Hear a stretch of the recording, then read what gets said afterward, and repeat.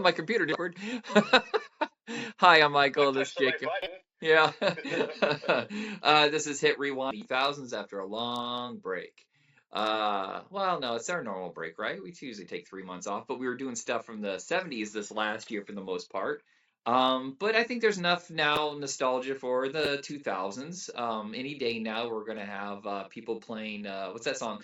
Butterfly. What was the fucking name of that band? They joke about it in Orange County. Oh God, I know. How many times is that? Yeah, Oh come my God, I want lady, to say it come, was come my lady, come with my, Josh yeah, Sugar. something like that. I know it involves the name Sugar. I know. Yeah, I hated that song too. All right, I yeah. don't remember it. LFO and all that. It's gonna be late 90s, early 2000s, and it's nostalgia, and yeah, it's gonna be a bit rough. I've been watching some movies from that era, I mean, because of the show, but also sometimes you're like, ooh, I don't know about that one. This is, Yeah, like some of those could stay in there that year. yeah. So, what is the first movie you want to start off with from this year? Well, the first one I want to start off with, I just kind of want to get the dramatic one out of the way. It Okay. was very hard hitting. Robert Zemeckis and Tom Hanks, again, just absolute magic with Castaway. It's amazing when you read about this production is that they shot for 3 months when he was heavier, and then they took like a year off. Zemeckis goes and films What Lies Beneath. And then, like a few months later, all of a sudden, they're back to doing this, back to doing Castaway. He's thin as a rail, and he's grown his hair out, his beard out, and got a tan. And it's just crazy that Zemeckis had like two massive hits. This, of course, was much bigger than What Lies Beneath. But I mean, these are big movies, and they're only a few months apart. He was busting ass, and this is the last time anybody gave a fuck about what Zemeckis made because everything gets kind of, well, Flight did okay, but all that CGI animation Deadeye shit that he did for a while, and then it just seems like most of his stuff's experimental now. They're not actually movies that people want to see. They're just interesting filmmaking journeys. Yeah, I do a lot. Honestly, I can't appreciate him as an artist for trying to do experiment, but I feel like as far as like storytelling, he does still have it. I just don't see he is overhated. Yeah, but audiences just don't go see it. That's the thing. Because what was the last one he did with Hanks and Robin Wright? I think it Oh was yeah, called here. Here. Yeah, I don't even know if that's available. I've never even heard anything about it since. The Walk didn't do very well. What's the one in the middle there that Welcome to Marwen with Steve Carell, which That one. look, it's a good movie. I actually liked it, but I think Steve Carell is miscast. I think he's the wrong person to go to. It just Oh yeah, I mean he can have that range, but that might be a good argument. Yeah, I think he just played it too big whenever he would have his panic attacks. Um, I feel like there's another one in there, but yeah, with the Beowulf and Polar Express, which now all of a sudden people like, and I just no, not for me, dude. Oh, there was also Christmas Carol with Jim Carrey. Yeah, and I don't think he directed, but he produced Mars Needs Moms or something like There that. was Yeah, he was that. Oh, and he also did the live action Pinocchio with Tom Hanks as Geppetto. Oh yeah, and I heard horrible things about that one.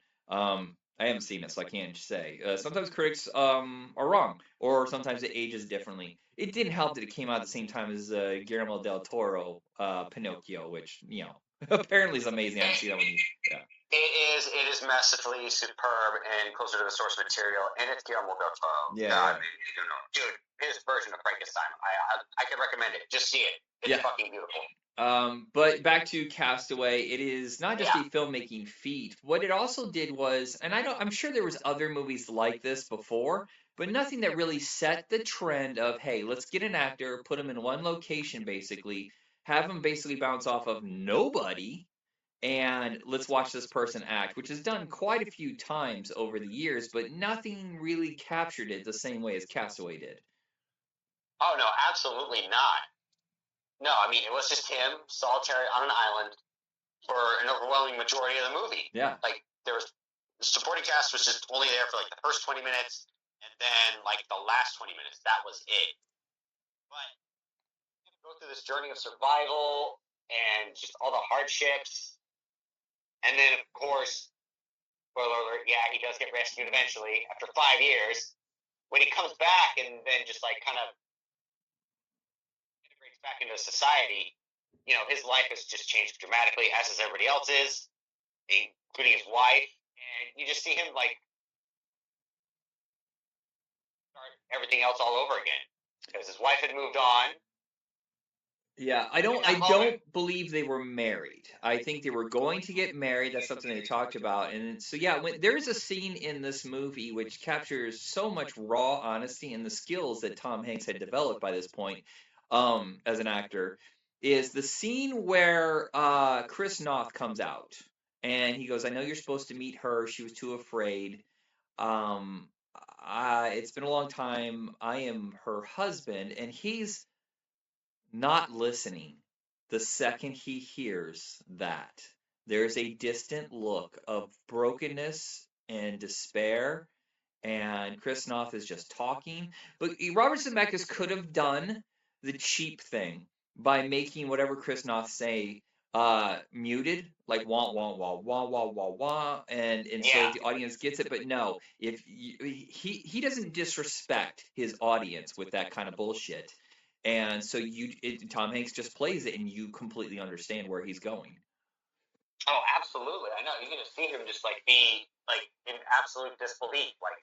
Yeah. Well, and also the fact that they play out the fact, yes, they love each other, they miss each other. There's a moment of embracing, but you cannot give the patent Hallmark movie ending by having them get together, because the collateral damage that comes with that by destroying her current marriage and the fact that they have a child together, he sacrifices that, that desire, that selfish desire.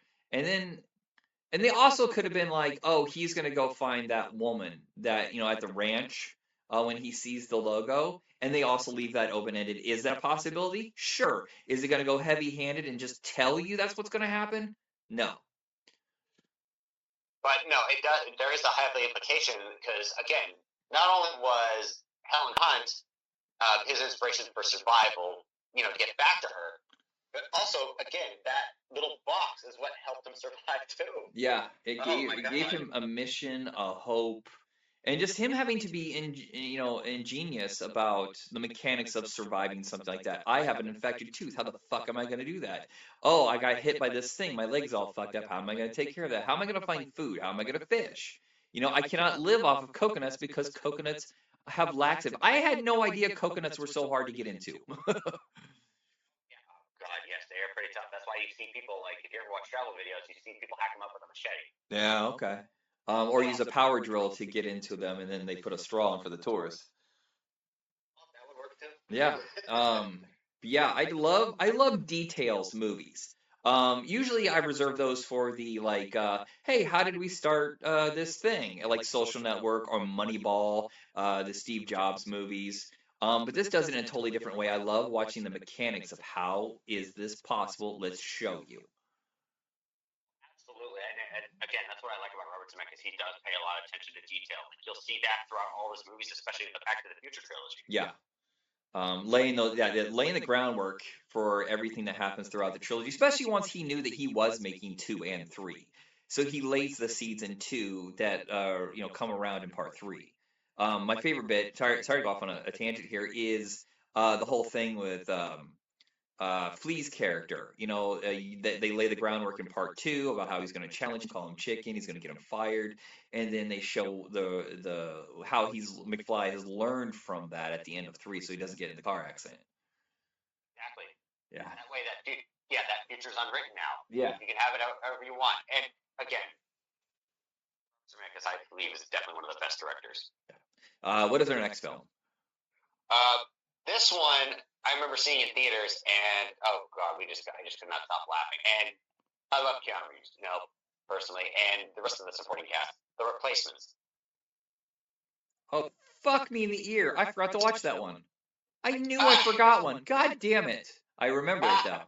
Why did I think it was a different movie? Fucker. Okay.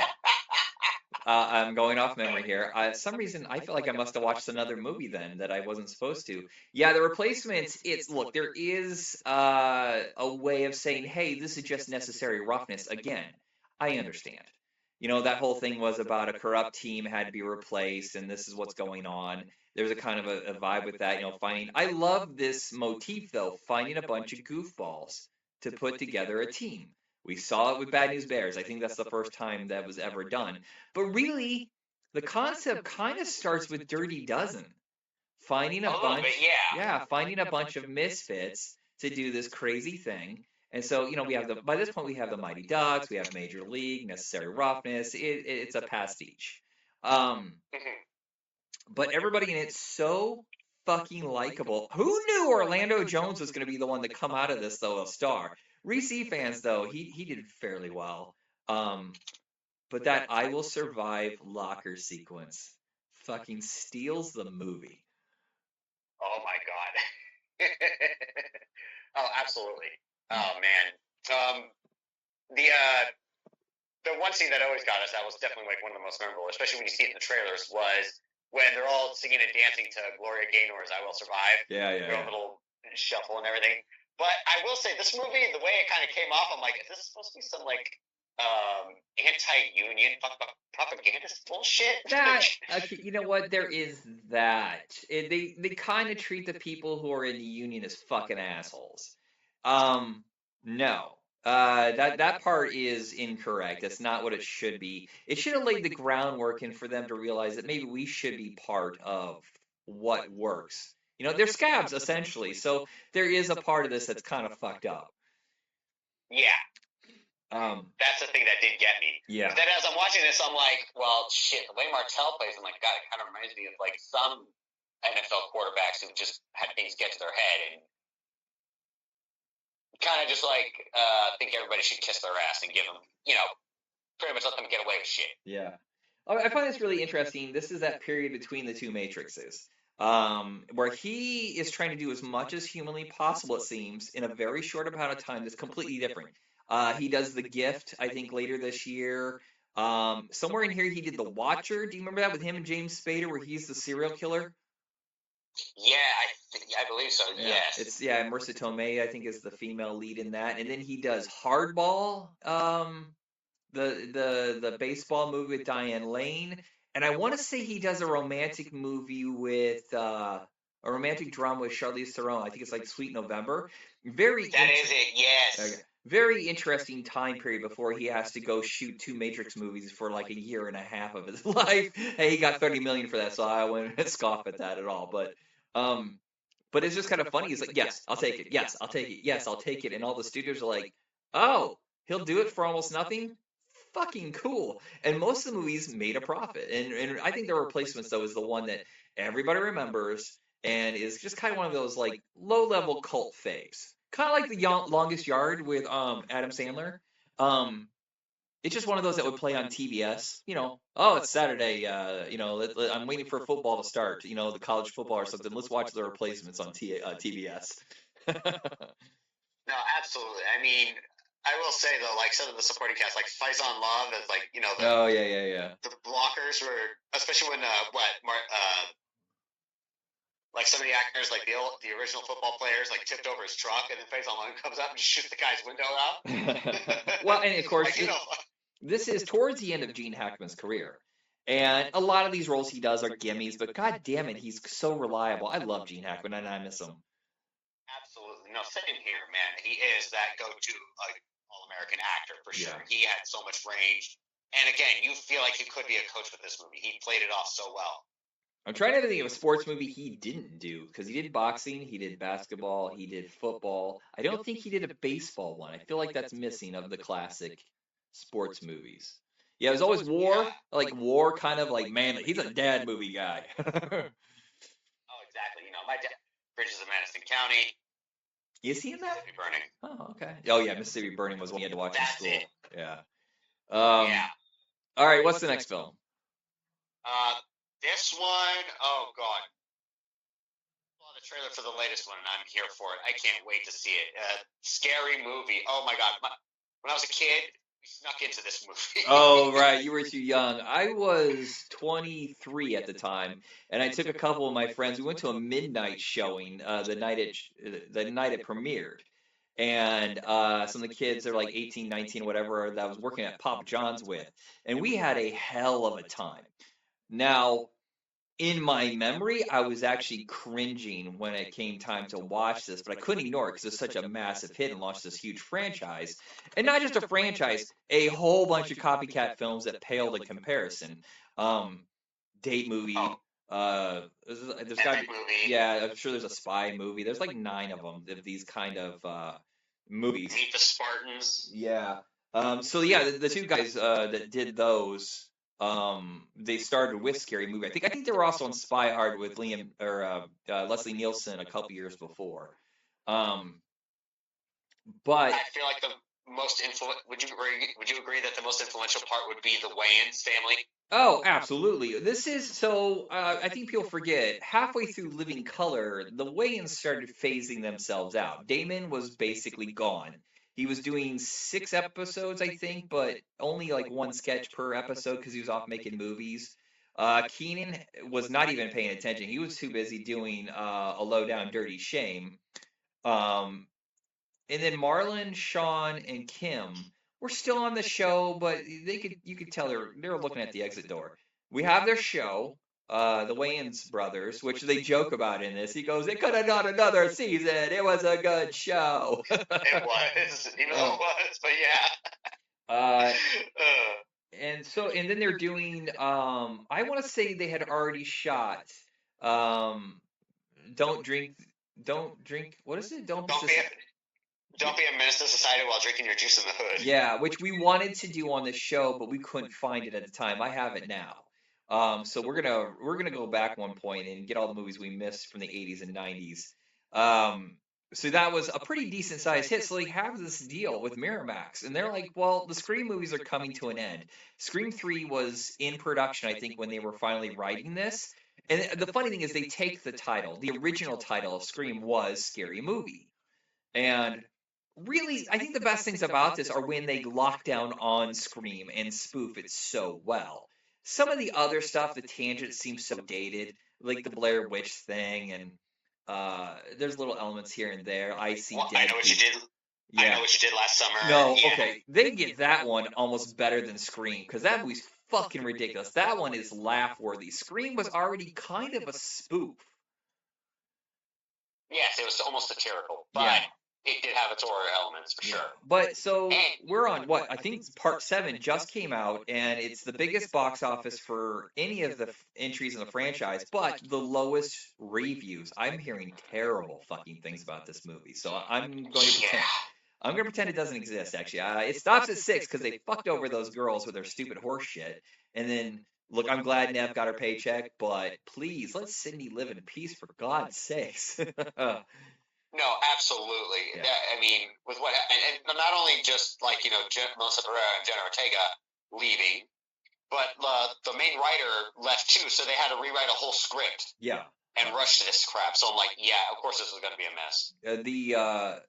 So it seems like it's right. There's some more Scream entries, and they can kind of joke around with that. It's been what 10 years since I think the last one, which was a bomb because they got rid of the main cast. Everybody that we love from the first 4 movies was thrown away for part 5, and nobody went and saw it. Yeah, no, it really sucked. Yeah, I heard it wasn't funny, but also like, look, you're kind of insulting the fans of your franchise when you just throw them away for no reason whatsoever. You think you can sell a name, and that's not why we're here. It's like doing, look, I'm sorry, I don't care for the Naked Gun with Liam Neeson. It's not Naked Gun to me. I want my Leslie Nielsen, and I'm good with just 3 movies. Yeah, that's kind of a thing you ride. It's like making Airplane without Robert Hayes and Julia Haggerty. Right. No, I can see where you're coming from that for sure, especially because Leslie Nielsen is what helped make the Naked Gun movies what they were. The only reason there's 2 different schools too with the Scary Movie. I'm sorry. Go ahead. I interrupted you. No, it's okay. What I was going to say, yeah, without Anna Faris, Regina Hall, yeah, no, these people aren't going to really get any care for it. So that's one of the reasons why 5 bombed so hard. Yeah.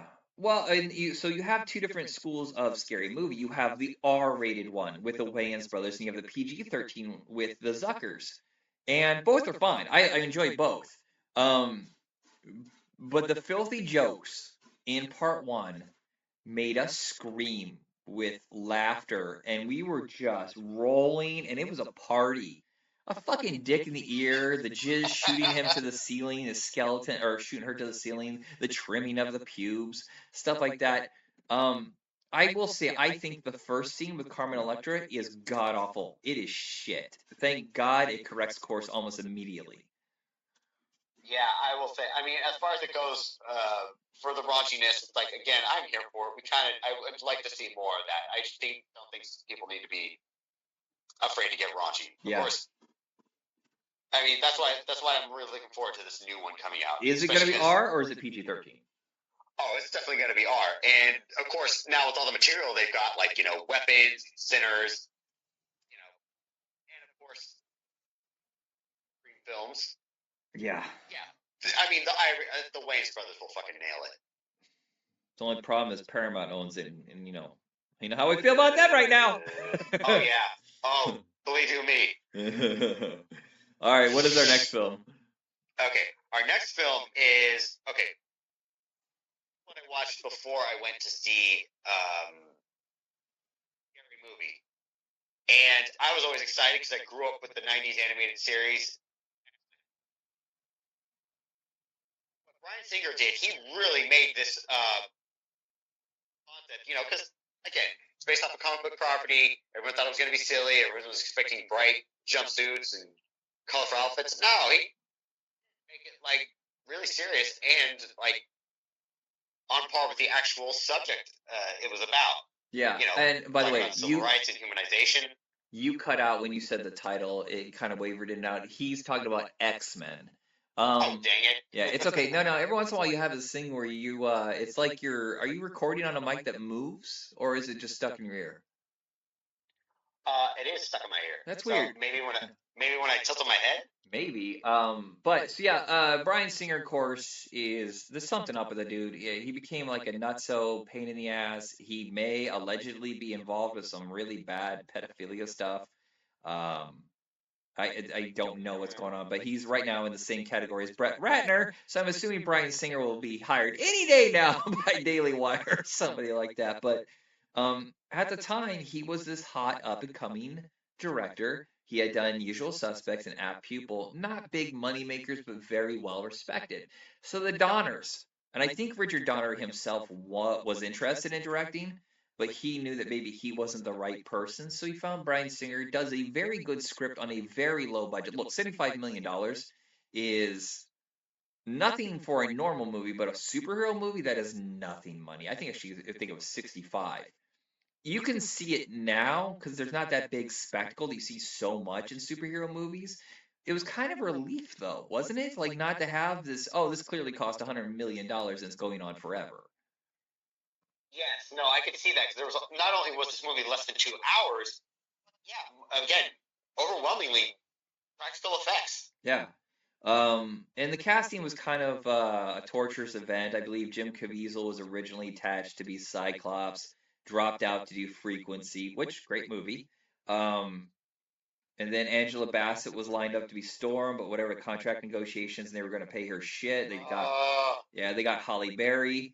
It was always going to be Patrick Stewart. But Dougray Scott was originally cast as Wolverine, but filming on Mission Impossible 2 went over, so he couldn't do it, and they find this guy, Hugh Jackman. Who the fuck knew? How amazing. Nobody knows who Dougray Scott is now. Hugh Jackman's a legendary household, I mean, not just for Wolverine, he's had quite a few, we all love this fucking movie. I mean, The Greatest Showman. Come on. Yes, no, absolutely. He's a terrific performer, like on Broadway. He has such range, great acting capabilities. Loved him in God, I'm trying to think. What was it called with Jake Gyllenhaal? Oh, Prisoners. Yeah, I was about to say that one. Yeah, he did that one. Yeah, Prestige. He also did. Yeah, Australia. Oh, absolutely. Yeah, it's just one of those things where I can't believe how they lucked out. And he's so skinny here, though, because he wasn't prepared. He didn't do months of training like they always make these people do. They were like, you ready? Fuck it, let's go. He was fit, but he wasn't like the way he is in later Wolverine and X-Men movies. Right. No, he wasn't. Because like you said, he was cast quickly. Yeah. And he, the way he approached this, he was also so nervous because this is like a very well loved character in comics, and he wanted to do it just right. And my God, did he do it justice? Yeah. I mean, To he where, is taller than a lot of people expected. yeah, that's true. And I love how they make this. I love how they make the joke in Deadpool Wolverine. Yeah. When he goes to the multiverse and he finds like an actual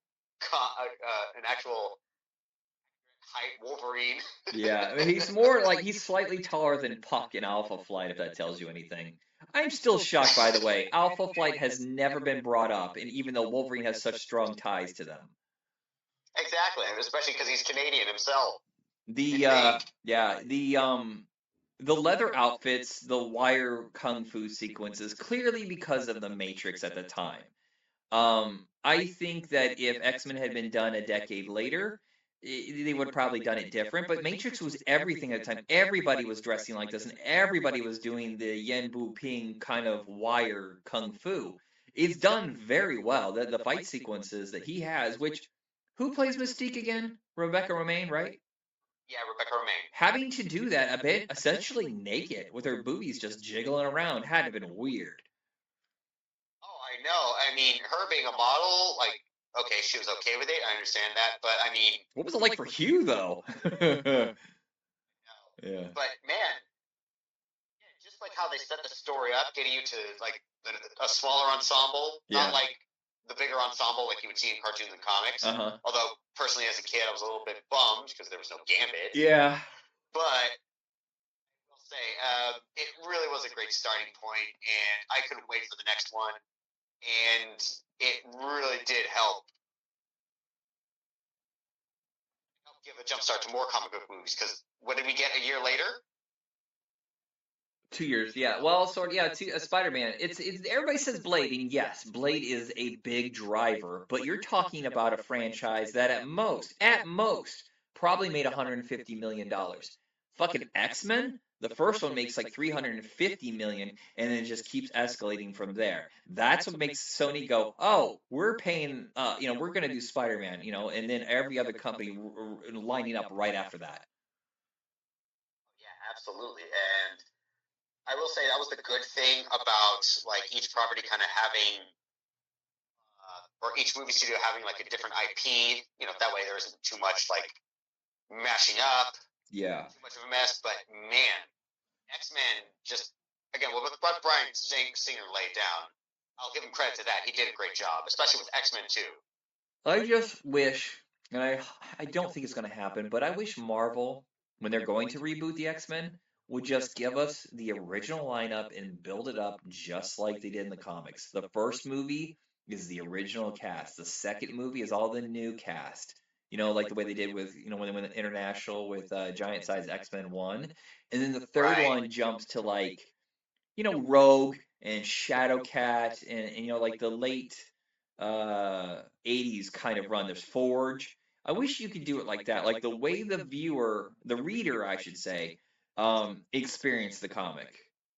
Oh, absolutely. Well, I do know Marvel did put out a statement that they want to start off with Mr. Sinister as an antagonist. Oh, okay. Yeah, I just so like, wait, who did we get? We got Apocalypse, right? Okay.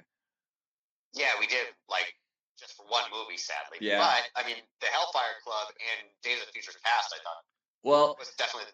Now they own Aliens, so I don't know if they would do the Brood, but I'd be funny if they made the Brood, but they said somehow they connected it to the Aliens franchise, and then eventually we finally get Wolverine versus Predator. Okay, now that I would be down to see. And of course, they're going to have to get Hugh Jackman out of retirement. Holy shit! Well, they're going.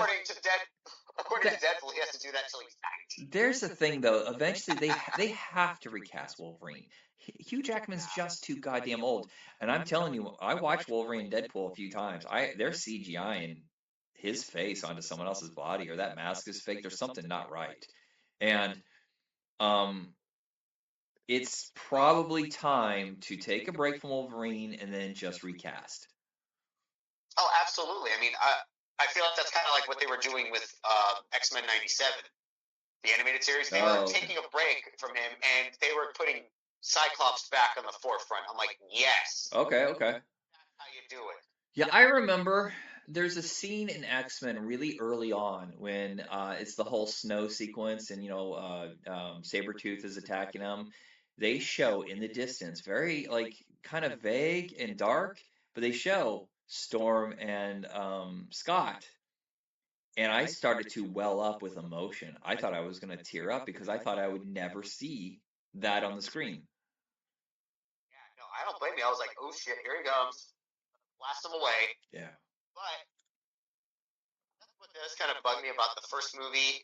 Oh, and especially the second movie. Like, there was little to no screen time or development for Scott. Yeah, that is the biggest bummer. Well, apparently He was sidelined. Yeah.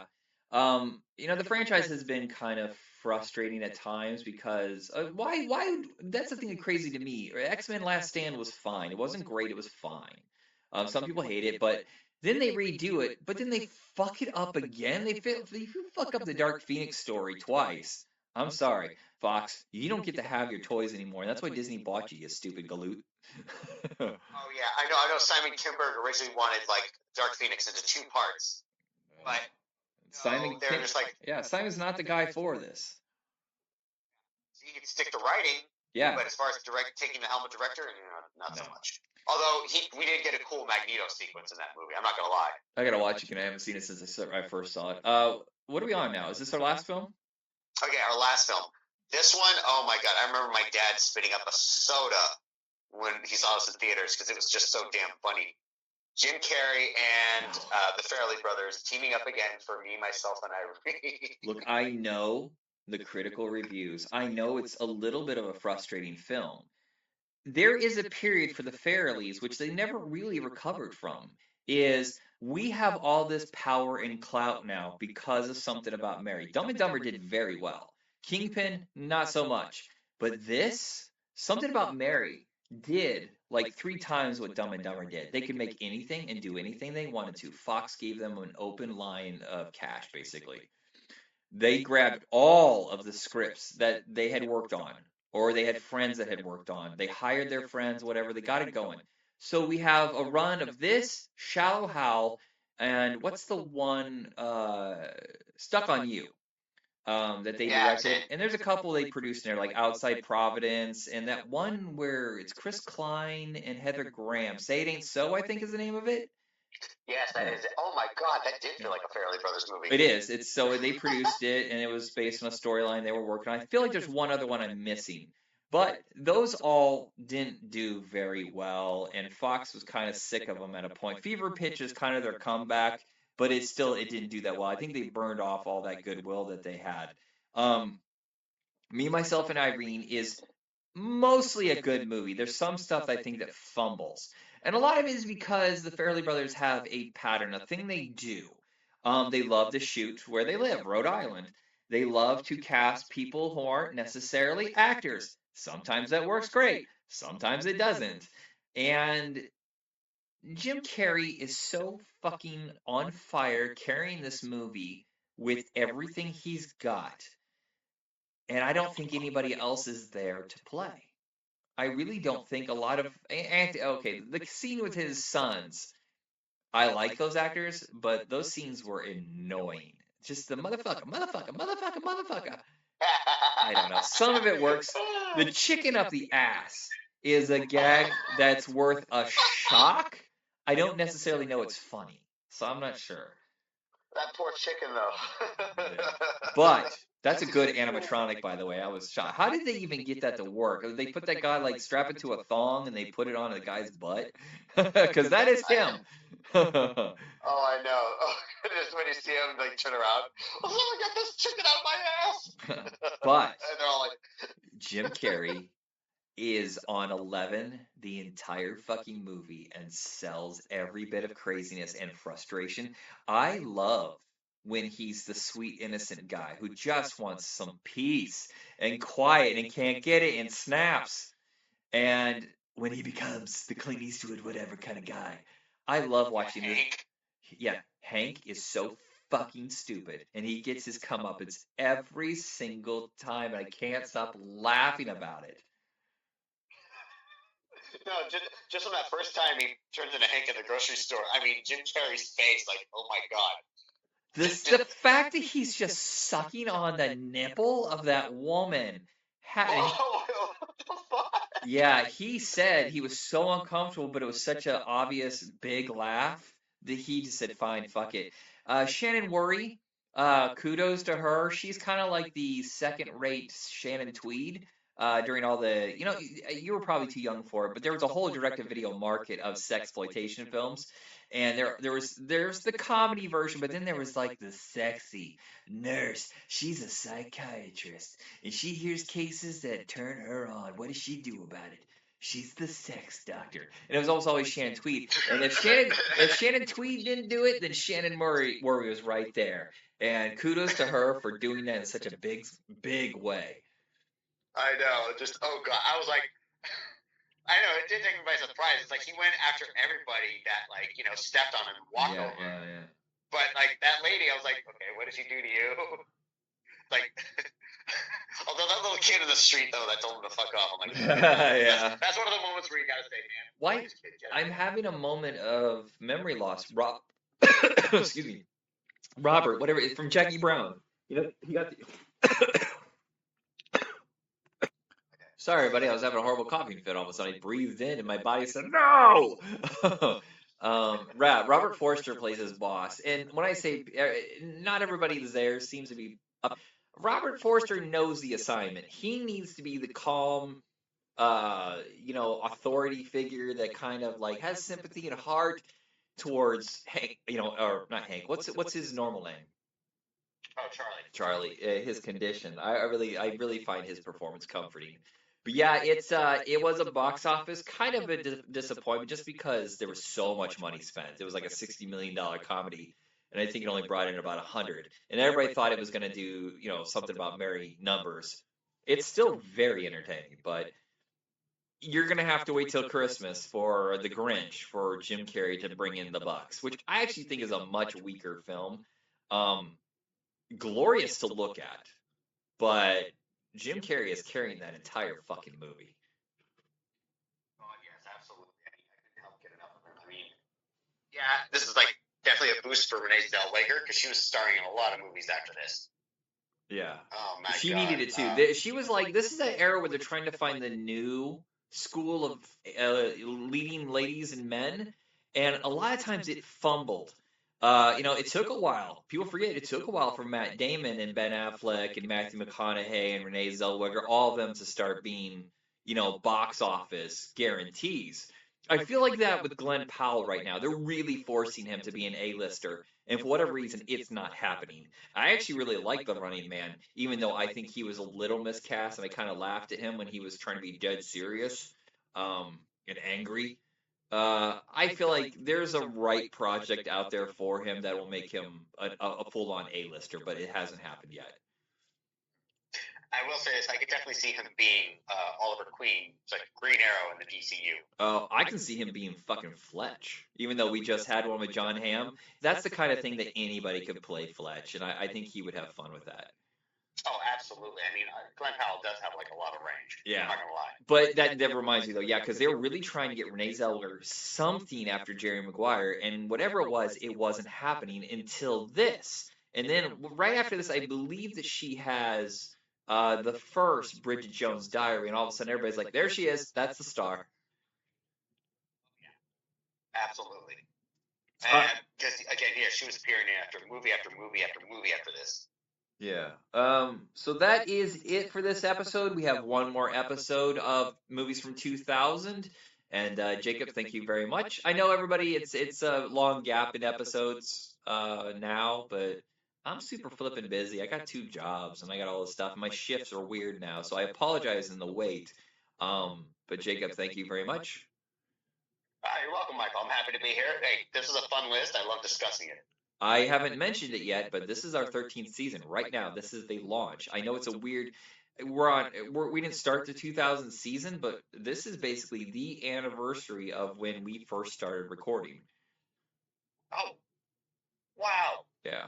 There's a handful of movies we did. We started off doing commentaries for movies that didn't have commentaries, but we realized how time-consuming that was. One movie and trying to fill an hour and a half when we didn't work on the movies. was kind of not. It wasn't going to happen. Do you remember the very first one we did? RoboCop 2. No, That commentary. no. Oh. We did Muppet Movie first. We did RoboCop 2 the next week. Oh, you're right. Oh Yeah. gosh. Yeah, and we just had. Oh, and everybody, while we're at it, go watch that special on Disney. The Muppet special that they did is a test pilot, and it's good. It made me so happy. The one with Sabrina Carpenter, right? Yeah. I've heard nothing but good things about it. Yeah. All right. You got Seth Rogen producing. Like, yeah. He knows Muppets. All right. Send us on out, Jacob. All right. Namaste and good luck. Excellent to each other, everybody.